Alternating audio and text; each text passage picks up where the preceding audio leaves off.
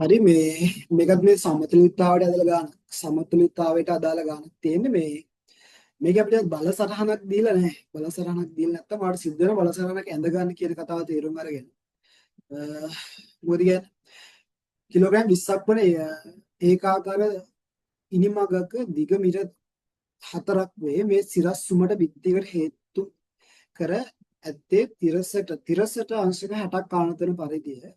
මෙතන මේ පොඩි printing mistake එකක් තියෙනවා මේ printing mistake type setting වල mistake එකක් තියෙනවා මෙතන මේ සිරස් බිත්තිය සහ පොළොව අතර වෙන්නේ සිරස් බිත්තියෙන් සහ පොළවෙන් ඇති කරන ප්‍රතික්‍රියා බල වෙන්නේ තියෙන්නේ සිරස් බිත්තියෙන් සහ පොළවෙන් ඇති කරන ප්‍රතික්‍රියා බලවල විශාලත්ව සොයන්න කියලා කියන්නේ පොළවෙන් ඇති කරන ඝර්ෂණ බලයද කොපමණද කියලා අහනවා ප්‍රශ්න තුනක් අහනවා. හයිද එතකොට ආ සිද්ධ වෙනවා මේ කතන්දර ටික පොඩක් ඔලුවේ තියාගෙන ස්කෙච් එකකට යන්න අපි බලන්න මේක කියන්නේ අපිට සිරස් බිත්තියක් සහ සුමට තලයක් අතර සිරස් සුමට බිත්තියක් සහ සිරස් මේ දෙක සුමට බිත්තියක් තියෙන ඒ වගේම සිරස් සුමට බිත්තියක් සහ රළු තිරස් පොලොවක් අතර සිරස් සුමට බිත්තියක් සහ රළු තිරස් පොලොවක් අතර වගේ ඉනිමගක් හේතු කළ තියෙනවා කියලා කියන්නේ. ඉනිමගක් හේතු කළ තියෙනවා කියලා කියන්නේ මෙතෙන්දී අපි මේ ටිකක් අවධානය දෙන්න අපි මේ contact points වල පොඩි clearance එකක් තියලා තමයි පොඩි මේ බලසටහන අඳිද්දී කරන්නේ. contact points වල මේ ස්පර්ශ ලක්ෂ වල පොඩි හිඩසක් තියලා තමයි ඒවා බලසටහන අඳින්න මේ පහසු වෙන විදිහට පොඩි හිඩසක් තියලා තමයි බලසටහන අඳින්න ඕනේ. ඒක පොඩක් අවධානය දෙන්න.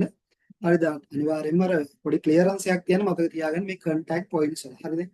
එතකොට බලන්න දැන් මෙහෙම ගත්තොත් මෙයාගේ බල ලකුණු කරවතින් අපි ඉතින් මේ විතර ඉනිමගක් තියෙන්නේ මෙයා ගුරුත්ව කේන්ද්‍රයේ පල්ලෙහාට ගුරුත්ව කේන්ද්‍රය හරි මැද තියෙන්න ඕනේ ගුරුත්ව කේන්ද්‍රයේ පල්ලෙහාට mg ක්‍රියාත්මක වෙන්න ඕනේ mg කියන එක අර mg කියන එක w කියලා ගන්න ප්‍රශ්නයක් නැහැ w එක කිලෝග්‍රෑම් 20ක් කියලා තියෙනවා w සමානයි එතකොට නිව්ටන් 200යි කියලා ගන්න පුළුවන් නිව්ටන් 200යි w සමානයි w සමාන නිව්ටන් 200ක් කියලා ගන්න පුළුවන් ඊට ඒ වගේම ප්‍රතික්‍රියා බල හදනවා මෙතනින් සිරස් සුමට බිත්තියක් නේ තියෙන්නේ සිරස් සුමට බිත්තියක් නම් මෙතනින් ඝර්ෂණයක් හදන්න ඒ නිසා ප්‍රතික්‍රියාව අනිවාර්යයෙන්ම බිත්තිය ලම්බකව ක්‍රියාත්මක වෙන්න ඕනේ මේ විදිහට ඒක මම S කියලා ගන්නවා ඒ වගේම මෙතනදී තිරස් මේ පෘෂ්ඨය කියන්නේ පොළව රළුයි කියලා කියනවා පොළව රළුයි මේ පොළව රළුයි නම් ප්‍රතික්‍රියා බලයක් මේ විදිහට පොළවට ලම්බකව ක්‍රියාත්මක වෙන ගමන් අනිවාර්යයෙන්ම ඝර්ෂණ බලයක් ක්‍රියාත්මක වෙන්න ඕනේ ඝර්ෂණ බලය ක්‍රියාත්මක සමහරවිට ප්‍රශ්නේ සමහර ඝර්ෂණ බලය ක්‍රියාත්මක වෙන්නේ මේ මොන පැත්තටද කියන එක. ඉතින් අපි දන්නවා මේ මෙහෙම ඉනිමගක් තියලා තියෙද්දි මේක ලිස්සන්න හදන්නේ මෙන්න මේ පැත්තටනේ. ලිස්සන්න හදන්නේ මෙහෙට. ලිස්සන්න හදන්නේ මේ පැත්තට නම් අනිවාර්යයෙන්ම ඝර්ෂණ බලය ක්‍රියාත්මක වෙන්න ඕනේ. එයා චලිත වෙන හදන පැත්තට විරුද්ධව. හරිද? චලිත වෙන්න හදන පැත්තට විරුද්ධව තමයි ඝර්ෂණ බලය ක්‍රියාත්මක වෙන්න ඕනේ. එහෙනම් අනිවාර්යයෙන්ම ඝර්ෂණ බලය තියෙනවනේ මෙන්න මේ පැත්තට. ඝර්ෂණ මේක ක්‍රියාත්මක වෙන්නේ. ඝර්ෂණ මේ පැත්තට ක්‍රියාත්මක වෙන්නේ. හරි ඝර්ෂණය හොඳ මම දාගන්න F කියලා ඝර්ෂණය F දැන් අපි දන්නවා පද්ධතිය මත අපි දන්න පද්ධතියක් සමතුලිත වෙන නම් බාහිර බල තුනක් යටතේ බාහිර බල තුනක් යටතේ සමතුලිත වෙන පද්ධතිය මත ක්‍රියා කරන බල තුනේ ක්‍රියාරේඛ අනිවාර්යයෙන්ම එකම තැනකදී හමු වෙන්න ඕනේ එකම තැනකදී හමු වෙන්න එකම තැනකදී හමු වෙන්න ඕනේ එහෙනම් අපි දන්නවා දැන් මෙතන බල හතරක් විදිහට දාගත්තට ඇත්තටම මෙතන කියන්නේ තිරස් පෘෂ්ඨය ගත්තොත් තිරස් පෘෂ්ඨයෙන් ඇති කරන ප්‍රතික්‍රියා බලයේ සංරචක තමයි අරන් තියෙන්නේ. බලයේ සංරචක තමයි ඔයා මේ විදිහට දාලා තියෙන්නේ. ඔයාලට ගන්න පුළුවන් මේ විදිහට. එතරම් සිරස් සංරචකයේ R වෙනවා තිරස් සංරචකයේ F වෙනවා. එහෙම නැත්නම් වෙන විදිහකට කියවොත් R සහ F වල සංප්‍රයුක්තයක් විදිහට අනිවාර්යෙන් මෙතනින් ප්‍රතික්‍රියා බලයක් නිර්මාණය වෙන්න ඕනේ මේ විදිහට. ප්‍රතික්‍රියා බලයක් නිර්මාණය වෙන්නේ මේ විදිහට. R සහ F වල සංප්‍රයුක්තයක් විදිහට කියන R සහ F කියන දෙන්නගෙන් සංප්‍රයුක්ත බලයක් නිර්මාණය කරනවා මම ඒක දාගන්නම් S1 කියලා මේ ගාන හදන්න අනවශ්‍යයි. මේක අනවශ්‍ය කාරණාවක් ගාන හදන්න. ඒකට ටිකක් අවබෝධය කරගන්න ඕනට මේ වැඩේ අවබෝධ වෙන්න වැදගත් වෙයි. හරි මම මේක දාගන්න S1 කියලා. S1. මේ දන්නවා පද්ධතියක් බල තුනක් යටතේ සමතුලිත වෙනවා. මේ බල තුනේ ක්‍රියාරේඛ එකම තැනකදී හමු වෙන්න ඕනේ. එකම ලක්ෂයකදී හමු වෙන්න ඕනේ. හරිද? එකම ලක්ෂයකදී හමු වෙන්න ඕනේ. අපි දන්නා බල තුන වෙන්නේ මේ W සහ S1 කියන බල තුන. S1 කියලා කියන්නේ R සහ F වල සංප්‍රයුක්තය. ඒතර S1 සලකද්දී R සහ F කියන දෙන්න සලකන්න ඕනේ නෑ ඔයා. හරිද? R සහ F F කියන දේ සලකන්න ඕනේ. බලන්න මේ දෙන ක්‍රියා රේඛ හමු වෙනවා මෙන්න මේ වගේ තැනකදී. මෙන්න මේ වගේ තැනකදී එහෙනම් මොකද වෙන්නේ? දර්ශන මේ S1 කියන කෙනාගේ ක්‍රියා රේඛාවත් හමු වෙන්නේ කොතනද? මෙන්න මේ වගේ මේ අර කලින් දෙන්න කියන්නේ W සහ S හමු වෙන තැනම W සහ S කියන දෙන්න හමු වෙන තැනම S1 කියන කෙනාත් හමු වෙන්න ඕනේ. හරිද? මේ එකම පොයින්ට් එකකදී හම්බ වෙනවා නම් ප්‍රශ්නයක් නැහැ. පද්ධතිය සමතුලිත වෙනවා. හරිද? පද්ධතිය සමතුලිතයි. ඒක අර අනවශ්‍ය කාරණාවක් ඇත මේක අනවශ්‍ය කියලා කියන්නේ මේ ගාන හදන්න අනවශ්‍ය කාරණාවක්. හරි? මුතර කාරණාවක්. ඊළඟට බලමු මෙතෙන්දී අපෙන් අහන්නේ මෙන්න මේ S1 අගය S1 අගය සහ S1 අගය R අගය සහ F අගය හොයාගත්තා නම් ඔයාලට S අගය හොයාගන්න පුළුවන්. S1 අගය හොයාගන්න පුළුවන්. හරිද? ඉස්සෙල්ලාම අපිට කරන්න පුළුවන් මෙහෙම දෙයක්. ඔයාලට වඩාත් පහසුයි පද්ධතියේ සිරස් සමතුලිතතාවය දැම්ම නම් R කියන කෙනා එක පියවරකින් හොයාගන්න පුළුවන්. ඒතර ආට ගන්න පුළුවන් පද්ධතියේ සිරස් සමතුලිතතාවය සැලකීමෙන්. පද්ධතියේ සිරස් අන්කෝ සිරස් කියන කෙනාට ඔයාලට මෙතෙන්ට පාවිච්චි කරන්න පුළුවන් y දිශාව කියලා සමතුලිතතාවය සැලකීමෙන් මෙතන සමතුලිතතාවය සැලකීම සිරස් සමතුලිතතාවය සැලකීමෙන් ඔයාලට ලියන්න පුළුවන් මොනවාද? සිරස් පල්ලෙහාට තියෙන බල මොනවාද? සිරස් පල්ලෙහාට තියෙන W කියලා බලන්න. W කියලා සාධකයෙන් කියන්නේ ඉනිමගේ බර සම්පූර්ණයෙන්ම සිරස් පල්ලෙහාට ක්‍රියාත්මක වෙන්නේ W කියන කෙනා සිරස් පල්ලෙහාට තියෙනවා. ඒ වගේම සිරස් ඉහළට තියෙන R කියන කෙනා විතරයි. දැන් ඔයාලට මේ S1 කියන කෙනා මේ ගැන හිතන්න ඕනේ නැහැ. R සහ F ගැන R සහ F පද්ධතිය ඇතුලේ තියෙද්දි S1 ගැන හිතන්න ඕනේ නැහැ. මොකද S1 කියලා කියන්නේ R සහ F ගේ සංප්‍රයුක්තයනේ. ඒතොර R සහ F සලකද්දී ඔයා S1 කියන කෙනා නොසලකා ප්‍රශ්නයක් වෙන්නේ නැහැ. හරිද? S1 ගේ සිරස් සංරචකය තමයි R1 R කියලා කියන්නේ. හරිද? සාම ආඩ ගන්න පුළුවන් W සමානයි R වෙනවා. R සමානයි ලියන්න පුළුවන් කීයද? W වලගේ 200යි 200 නිව්ටන් කියලා ගන්න පුළුවන්. W සමානයි 200 නිව්ටන් වෙනවා. W සමානයි 200 නිව්ටන්. W සමානයි 200 නිව්ටන් නම් R කියන කෙනා සමාන වෙනවා 200 නිව්ටන් වලට. මේක තමයි තිරස් පෘෂ්ඨයෙන් හදන ප්‍රතික්‍රියා බලයේ සිරස් සංරචකය වෙන්නේ. සිරස් සංරචකය වෙන්නේ. හරිද? ඊළඟට ඔයාලට ගන්න පුළුවන් අපි දන්නවා පද්ධතියක දැන් දාන්න පුළුවන් තිරස් සමතුලිතතාවය සලකන්න පුළුවන්. පද්ධතියේ තිරස් සමතුලිතතාවය සලකන්න පුළුවන්. මේක දිග වාක්‍යයක් විතර ලියන්නේ. මම මේ y දිශාවට සමතුලිතතාවය සැලකීමෙන් යන්නේ.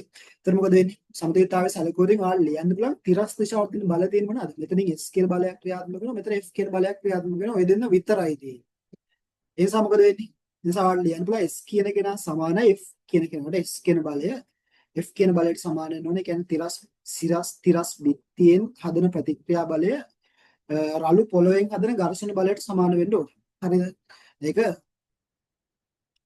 සම්බන්ධයක් ඔයාලට ආපු S සහ F අතරම එක කියලා දාගන්න. ඒ වගේම මෙතෙන්දී ඔයාලට සිද්ධ වෙනවා මොන හරි ලක්ෂයක් වටේට ගූර්ණ ගන්න. එතකොට මොන හරි ලක්ෂයක් වටේට ගූර්ණ ගන්න සිද්ධ වෙනවා. මම ගන්නම් බල ගූර්ණ මූලධර්ම දන්නවා ඇති. අපි දන්නවා මෙතන මේක A සහ B කියන නම් කරගමු. A සහ B මේක A සහ B කියලා නම් කරගමු. A සහ B විදිහට මේ දෙන්න නම් කරගත්තොත් ඔයාලට ලේසි මේ B ලක්ෂය වටා ගූර්ණ ගන්න එක. B ලක්ෂය වටා ගූර්ණ ගන්න එක ඔයාලට පහසුයි. ඒ නිසා මම B ලක්ෂය වටා ගූර්ණ ගන්න. මොකද A ලක්ෂය වටා ගූර්ණ ගත්තොත් ඔයාලට S කියන කෙනාගෙන් ගූර්ණයක් එන්නේ නැහැ. නමුත් W කියන කෙනාගෙන් ගූර්ණයක් කරනවා. R කියන කෙනාගෙන් සහ F කියන කෙනා කියන්නේ බල තුනකින් ගූර්ණ වෙනවා. නමුත් B කියන කෙනා විතරක් සැලකුවොතින් බල දෙකකින් විතරයි ගූර්ණ වෙන්නේ. මොකද R සහ F වලින් ගූර්ණ හැදෙන්නේ නැහැ. වාට හැදෙන්නේ W සහ S වලින් විතරයි ගූර්ණ. ඒ නිසා අනිවාර්යෙන් මෙතන පහසුයි වාට B වටා ගූර්ණ ගන්න එක. වාට මෙතෙන්දී ඉනිමගේ දිග දිල දෙනවා මීටර 4ක් කියලා. සහ තිරසර ආණ්ඩුවේ අංශක 60ක් කියලා දෙනවා. ඒ ඩීටේල්ස් එක මෙතෙන්දී යූස් කරන්න වෙයි වාට. තිරසර ආණ්ඩුවේ අංශක 60යි නම් සිරසර ආණ්ඩුවේ අංශක 30යි. මොකද මෙතන ලකුණු කරන එක ටිකක් පැහැදිලි වාට. හරිනේ? නම් අංශක 30ක් වෙනවා. මෙතන මීටර 4ක් දිගයි මේ. ඉනිමගේ එහෙනම් ඔයාලා ලියන්න බලන්න මෙන්න මේ දිග 4යි cos 30යි කියලා. මේ දිග 4යි cos 30ක් වෙනවා. 4යි cos 30යි 4යි cos 30යි පයිතගොරස් ප්‍රමේය දාලා බලන්න 4යි cos 30ක් තමයි එන්නේ මෙන්න මේ දිග. මෙන්න මේ දිග එන්නේ 4යි cos 30යි. හරිද 4යි cos 30ක්. ඒ වගේම මෙන්න මේ දිග එනවා 4යි sin 30ක්. එතන 4යි sin 30ක් වෙනවා. 4යි sin 30ක්. 4යි sin 30ක් වෙනවා. හරිද 4යි sin 30යි. ඒකට පුළුවන් B ලක්ෂය වටා ගෝර්ණ දාන්න. B ලක්ෂය වටා ගෝර්ණ දාද්දී ආට හම්බෙනවා. අපි දන්න පද්ධතියක් සමතුලිතයි නම් අනිවාර්යෙන් දක්ෂිණාවර්ත ගෝර්ණය වාමාවර්ත ගෝර්ණයට සමාන වෙන්න ඕනේ. හරිද? පද්ධතියක් සමතුලිතයි නම් දක්ෂිනාවර්ත ගූර්ණය වාමාවර්ත ගූර්ණයට සමාන වෙන්න ඕන ගූර්ණ නැති වෙන්නේ. හරි මොකද තියරි ක්ලාසස් වල කතා කරනවා දීර්ඝ වශයෙන් මෙතනදි කතා කරන්න හම්බෙන්නේ නැහැ. හරිද? එතකොට B වටා ගූර්ණ දැම්මොත් ඉන්නවා B ලක්ෂ වටා ගූර්ණ ගත්තොත් මම මේ වගේ තැනක ලියන්නම් B ලක්ෂ වටා ගූර්ණ දානවා. B ලක්ෂ වටා ගූර්ණ දාන්න. B ලක්ෂ වටා ගූර්ණ සැලකීමෙන් B ලක්ෂ වටා ගූර්ණ ගත්ත ගාට හම්බෙනවා ගූර්ණයන් දෙකක් W වලින් ගූර්ණයක් හදනවා කොච්චරද?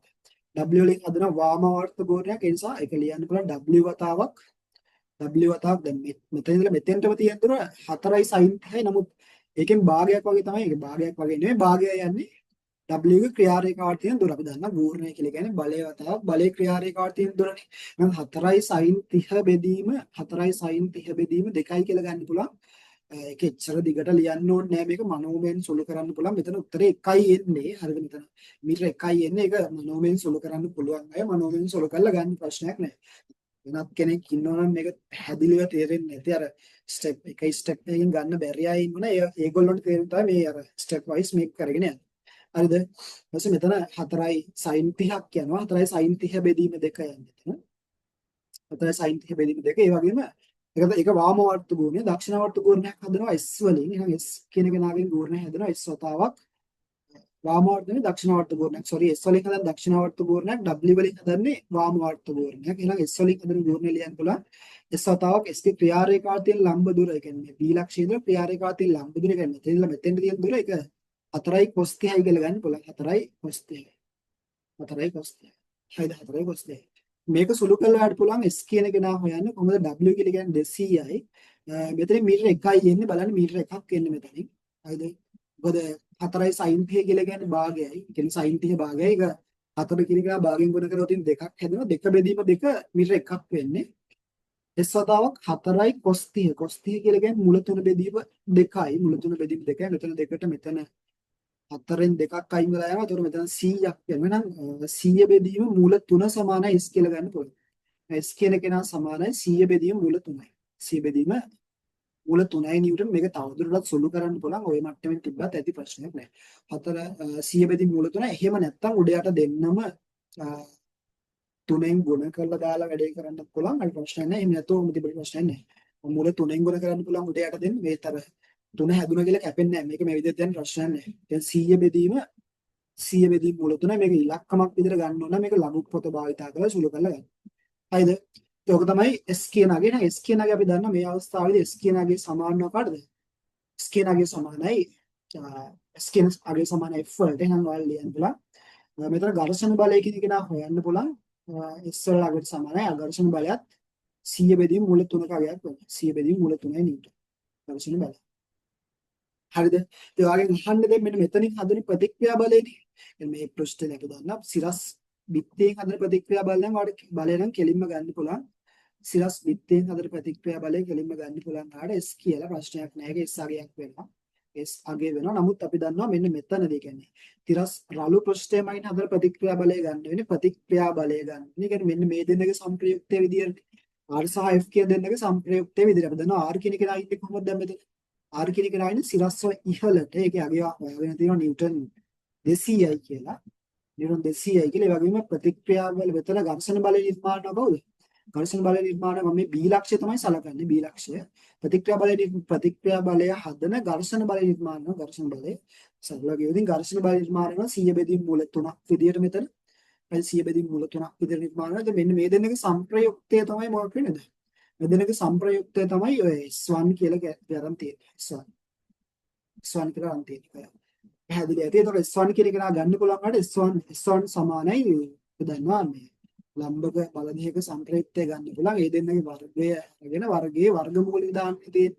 100 බෙදීම 100 වර්ග බෙදීම 3 මොකද අර මූල 3 වර්ගය ගනිද්දී ඒක 3ක් වෙන නිසා. හරිද? එතකොට 200 වර්ගයක් හැදෙනවා මෙතන 100 වර්ගයක් හැදෙනවා. ඔයාලට පේනවා ඇති මෙතන බිංදු දෙකක් පොදුයි. බිංදු දෙකක කියන්නේ වැඩි කිරීම 10 දෙකක් මෙතන දෙක වැඩි කිරීම 10 දෙකක් මෙතන එක වැඩි කිරීම 10 දෙකක්. මේ 10 දෙකේ වර්ගය ආයිම වර්ග මූලයෙන් එළියට ගද්දි 10 දෙකක් වෙනවා සුළු කිරීම වෙනවා. හරිද? 10 දෙකක් වෙනවා. ඊට පස්සේ මෙතන දෙකේ වර්ගය 4ක් වෙනවා සහ එකේ වර්ගය 1යි. එයාට 3ක් නිර්මාණය වෙනවා. එයාට 3ක් නිර්මාණය. ඒතර මෙතන කීයද යන්නේ? මෙතෙන්දී 12ක් හතරවරක් 3 12යි 13යි මුල 13ක් සහ බෙදීම 3ක්. මුල 13ක් බෙදීම මුල 3ක් වතාවක් 100ක් නිර්මාණය වෙනවා. මේක තමයි S1 කියන කෙනා. S1 කියන කෙනා යන්නේ ওই විදිහට. කොහොම තමයි B කියන ලක්ෂයේදී හදන ප්‍රතික්‍රියා බලය යන්නේ. මේක ඉලක්කමක් විදිහට සුළු කරලා ගන්න පුළුවන් ලඝු භාවිතාවල. දැන් මේ වෙලාවේදී මම ඒක කරන්න යන්නේ. හරි එහෙනම් ඔබ තමයි මේ අඟහරුවාදා දවසේ ඩේලි ස්ප්‍රින්ට් එක. හරි එහෙනම් වැඩි